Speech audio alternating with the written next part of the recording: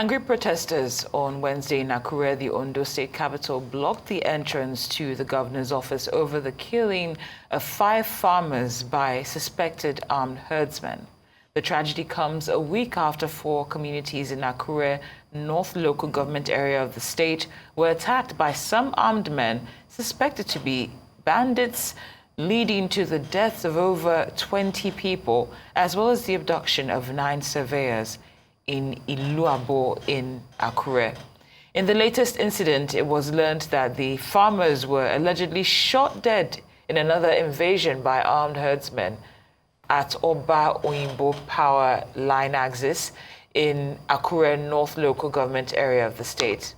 Angered by the unfortunate incident, the protesters stormed the governor's office and displayed bodies of the casualties of this invasion. Well, the Rise News analyst Dayo Sobowale joins us now to discuss these waves of protests rocking Ondo State over the suspected herdsmen killings and the need to arrest the situation in order to safeguard food security in the state. Good afternoon, Mr. Sobowale. Many thanks for joining us. Good afternoon. It's a pleasure having you here as usual. Unfortunately, when it comes to this attack on farmers in Ondo State, it looks as though we've been seeing a bit of a pattern. What unique factors do you think are present in the state that have escalated tensions to the point of now that we're seeing government offices probably being shut down? Well, it's poor security on the part of the governor. That is clear. That's my answer to your question. Okay. Right.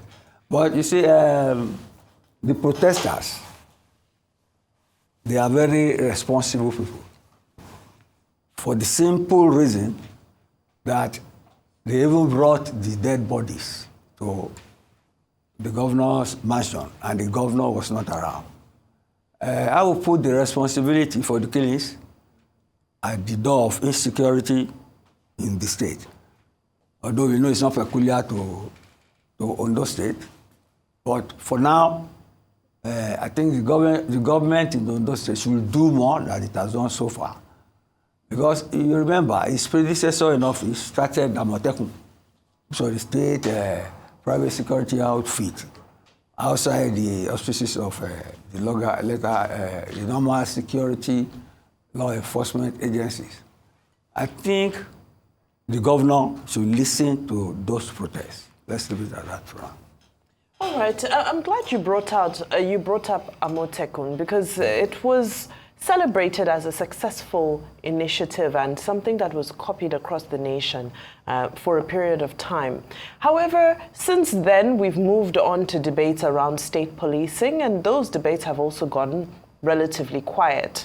Now, given all of the things that come at play, and also considering the situation we have playing out nearby in Rivers State, do you think that the debate around state policing will never see the light of day again?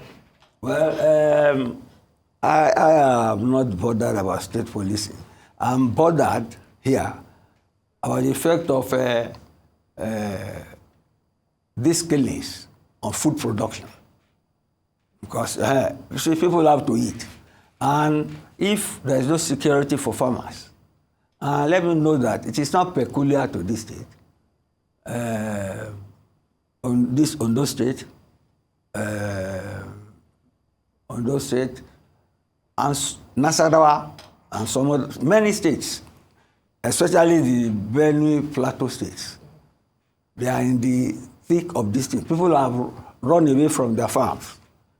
But you see, it is not only in these areas that you have this killing of farmers.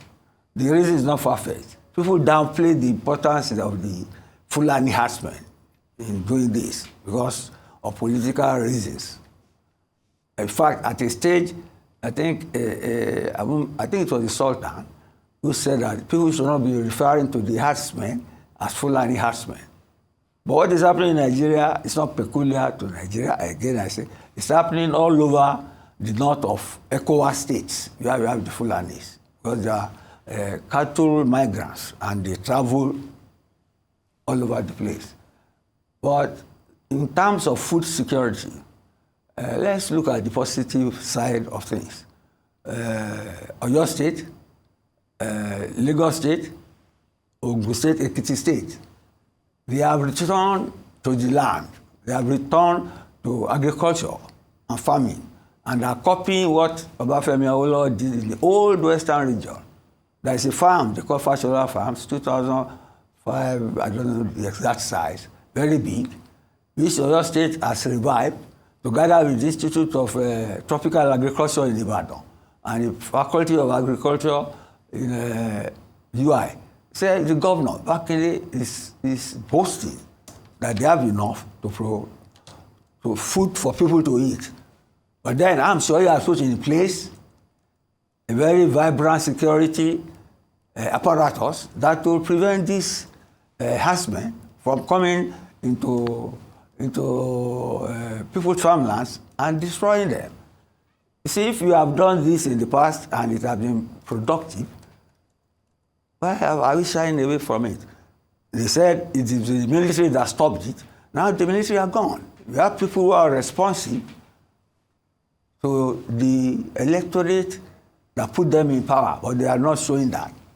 See, that is even as at now, the Ayedatiwa spokesman in Oyo State has not issued any statement. It's the minister that has been talking, and even the vice governor, deputy governor. So, Ondo State should put his house in order and find a way to secure his people so that they can produce food and earn a living. That's all. We're out of time, but in just one word, do you think it's time to declare a state of emergency there? That is very, very relevant now. So it's protests are, worse things have been happening in Benue, Plateau, all along. This is minuscule, given the sake of security all over the country. Okay. Unless you are happy, you are in an era of state of emergency. No, just asking you a question. Thank you, though, for your time.